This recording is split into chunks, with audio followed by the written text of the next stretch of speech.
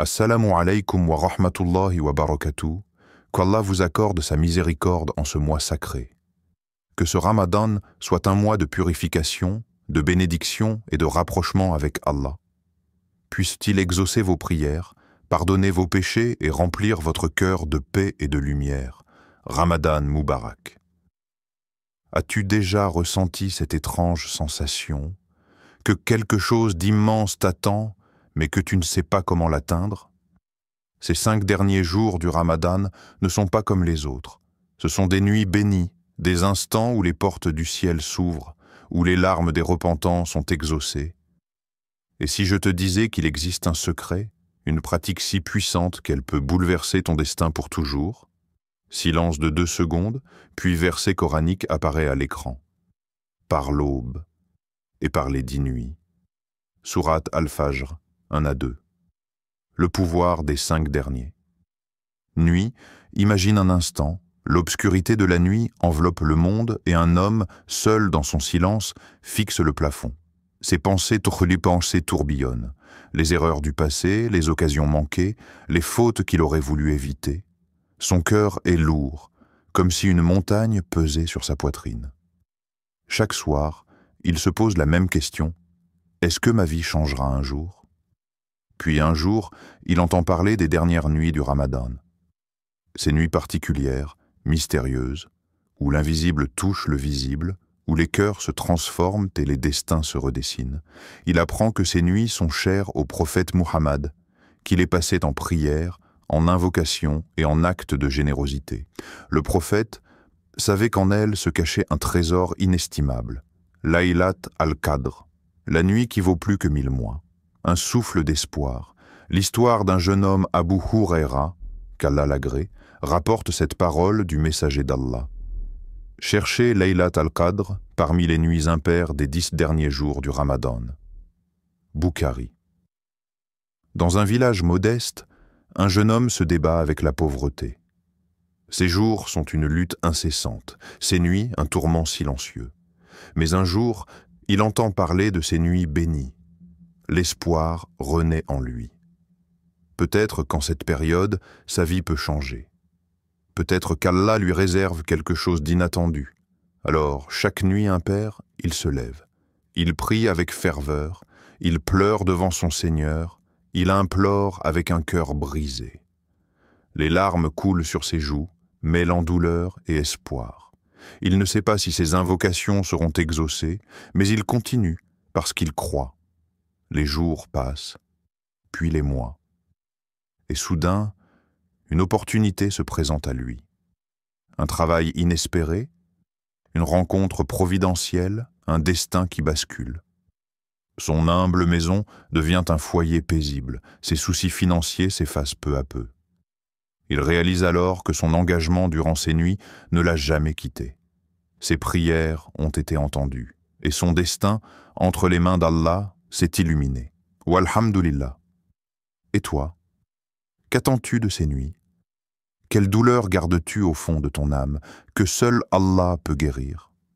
Une maladie qui te ronge en secret, un rêve que tu crains inaccessible, un passé que tu voudrais réécrire. Allah est plus proche de toi que ta veine jugulaire. Sourate Kaf 16. Alors, que vas-tu faire durant ces nuits? Laisseras-tu ce moment précieux s'effacer, ou prendras-tu la décision de t'abandonner entièrement à lui avec l'espoir d'un renouveau? Les portes de sa miséricorde sont grandes ouvertes. Il suffit de frapper les 3 actes qui transforment ton destin. La prière de nuit, tahajjud, qiyam. Leurs côtés se détachent de leur lit pour invoquer leur Seigneur. Sourate As-Sajda 16. As-tu déjà ressenti cette paix inexplicable qui enveloppe ton cœur au cœur de la nuit, lorsque tout le monde dort et que seul le murmure de ton invocation brise le silence? La prière de nuit est un secret que seuls les élus connaissent. Imagine un serviteur d'Allah, fatigué après une longue journée, pourtant il se lève alors que l'obscurité règne encore. Ses yeux sont lourds, mais son âme est légère. Il sait que ce moment est précieux, qu'Allah descend au dernier tiers de la nuit et répond aux invocations. Penses-tu qu'Allah oublie ceux qui se lèvent dans l'obscurité alors que le monde dort. Le prophète, paix et bénédiction d'Allah sur lui, nous a enseigné que Tahajjud est une clé pour transformer nos destinées.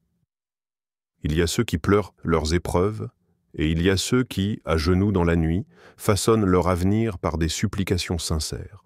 L'histoire raconte qu'un homme accablé de dettes, dont la situation semblait impossible à résoudre, trouva son salut dans la prière nocturne. Nuit après nuit, il pleurait devant son Seigneur, suppliant une issue. Un matin, un inconnu frappa à sa porte avec une aide financière inattendue. Coïncidence? Non. C'est la promesse d'Allah qui s'est réalisée. Quand tu fais du silence de la nuit ton confident, Allah transforme tes plaintes en soulagement. 2. La lecture du Coran avec méditation. Ceci est un rappel. Que celui qui veut prenne donc un chemin vers son Seigneur. Sourate Al-Muzammil 19. As-tu déjà pris un verset du Coran et ressenti qu'il te parlait directement? Comme si chaque mot était écrit pour toi, pour répondre à tes doutes, guérir tes blessures, éclairer ton chemin? C'est ainsi que le Coran agit sur les cœurs de ceux qui le méditent. Un jour, une femme avait l'habitude de lire Ayat al-Kursi chaque nuit avant de dormir. Une nuit, un incendie ravagea les maisons de son quartier. Tout fut détruit, sauf sa maison. Elle raconta qu'en lisant ce verset, elle ressentait une protection divine. Allah n'a-t-il pas promis que son livre est une lumière pour les croyants? Chaque verset est une clé. Mais sais-tu combien de trésors dorment dans les pages du Coran que nous laissons fermés? Si seulement nous comprenions qu'une seule lecture sincère, avec le cœur pleinement attentif, peut transformer une vie entière. Ceux qui ont trouvé refuge dans le Coran savent que les réponses aux épreuves ne viennent pas toujours du monde extérieur, mais de cette lumière divine qui éclaire l'âme. 3. La charité secrète. Si vous faites une aumône ostensible, c'est bien, mais si vous la cachez, c'est mieux pour vous. Sourate Al-Baqarah 271. Il était une fois un homme riche qui donnait en secret. Chaque nuit, il laissait des pièces d'or devant la porte des nécessiteux. Personne ne savait qui était ce bienfaiteur. Puis, un jour, il perdit toute sa fortune. Il se retrouva dans une détresse qu'il n'avait jamais imaginée. C'est alors qu'un matin, il découvrit une enveloppe devant sa porte. De l'argent. Anonyme.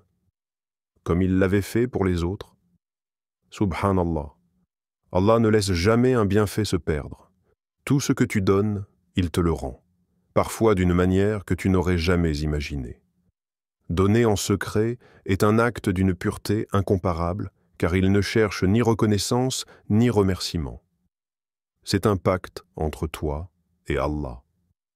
As-tu déjà ressenti cette joie intense après avoir aidé quelqu'un sans qu'il ne sache d'où vient l'aide? Une mère qui trouve un billet caché dans son sac de courses, un étudiant qui reçoit un livre payé par un inconnu, un vieil homme qui découvre de la nourriture devant sa porte. Voilà ce qu'est la charité secrète. Elle transforme des vies et efface des péchés, tout en étant une protection invisible pour celui qui donne. Il existe des personnes dont le destin a basculé grâce à une aumône cachée. Il y a des histoires de malades qui ont guéri, de prisonniers qui ont retrouvé leur liberté, de désespérés qui ont vu leurs craintes s'envoler, tout cela parce qu'ils ont donné en secret. Ne sous-estime jamais le pouvoir d'un acte discret fait pour Allah. Parfois, ce n'est pas l'argent qui change un destin, mais la sincérité derrière le geste. L'invocation qui brise les chaînes. Dans le silence d'une nuit profonde, là où les âmes en quête de rédemption s'élèvent vers le ciel, le prophète Muhammad répétait sans cesse une invocation d'une puissance inouïe. Ô Allah, tu es pardonneur, tu aimes pardonner, alors pardonne-moi. Tirmidhi. Ces mots simples, mais empreints d'une signification céleste, résonnent à travers les âges et brisent les chaînes de l'oppression et du désespoir. Car lorsque l'homme s'abandonne à son Seigneur avec sincérité, l'impossible devient possible. Il était une fois un homme dont le destin semblait scellé. Emprisonné à perpétuité, enfermé derrière des barreaux d'acier, Il n'avait plus d'espoir si ce n'est en Allah. Ses jours se confondaient en un cycle monotone de solitude et de remords. Mais au plus profond de son cœur, une lumière persistait. Chaque nuit, il se prosternait sur le sol glacé de sa cellule, répétant inlassablement cette invocation. « Ô Allah, tu es pardonneur, tu aimes pardonner, alors pardonne-moi. » Il la murmurait avec une foi inébranlable, chaque mot porté par la certitude que son Seigneur était proche, qu'il entendait chaque soupir, chaque larme silencieuse. Dans l'obscurité oppressante de sa cellule, il trouvait une clarté intérieure que rien ni personne ne pouvait lui arracher. Les jours passaient, puis les mois. Il ne doutait pas. Il savait que l'appel sincère à Allah n'était jamais vain. Un matin, alors que l'aube peignait le ciel de teintes rosées, un événement bouleversa son destin. Les lourdes portes de sa cellule s'ouvrirent, sans raison apparente. Les gardes, frappés de stupeur, ne comprenaient pas ce qui venait de se passer. Comment une serrure aussi solide pouvait-elle céder ainsi? Les cœurs qui invoquent Allah avec sincérité voient les portes de leur prison s'ouvrir, qu'elles soient dans ma physique ou spirituelle. Ce prisonnier, condamné à vivre entre quatre murs, venait d'expérimenter la puissance de l'invocation. C'est alors qu'un verset du Coran résonne comme une réponse divine à cette histoire miraculeuse. « Et quand mes serviteurs t'interrogent sur moi, je suis tout proche. » Sourate Al-Baqarah, 186. Allah est proche, plus proche que nos propres pensées. Il entend chaque appel, chaque supplication sincère qui monte vers lui. Cette histoire n'est pas seulement celle d'un prisonnier qui retrouve sa liberté. C'est celle de toute âme enchaînée par les tourments de la vie.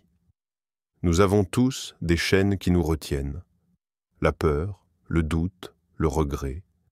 Mais Allah a donné à chacun une clé pour les briser. Et cette clé, c'est l'invocation. Combien de fois nous sentons-nous enfermés dans des situations sans issue? Combien de fois avons-nous cru que rien ne pouvait changer? Pourtant, la parole d'Allah est claire. Il est proche et il répond. L'histoire de ce prisonnier nous enseigne que la porte de la miséricorde divine n'est jamais fermée. Elle attend simplement qu'un cœur sincère vienne frapper avec foi. L'invocation que le prophète nous a enseignée est un trésor. Elle n'est pas simplement une demande de pardon, elle est un rappel que l'amour d'Allah pour ses serviteurs dépasse toute compréhension humaine. Lorsqu'il pardonne, il le fait avec une générosité incommensurable, libérant les âmes de leur fardeau. Ce prisonnier a cru en cette vérité et sa foi l'a délivré. La question se pose alors, et nous? Sommes-nous prêts à invoquer notre Seigneur avec la même ferveur, la même certitude? L'invocation brise les chaînes, ouvre les portes, transforme les destins. Lorsque tout semble perdu, il suffit de lever les mains, de murmurer les mots enseignés par le prophète et de croire que la réponse viendra, car Allah est proche, il est à l'écoute, et il exauce ceux qui l'appellent avec un cœur sincère.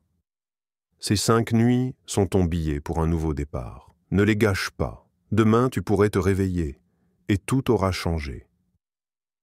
Par Allah, il ne repousse jamais une invocation faite avec un cœur sincère. Dernier verset, et votre Seigneur dit, « Invoquez-moi, je vous répondrai. » Sourate Ghafir 60. Like, partage et écris sans commentaire. Je m'engage à vivre ces 5 nuits comme jamais. Qu'Allah te bénisse et exauce tes rêves les plus chers. Amin, exclamation de marque.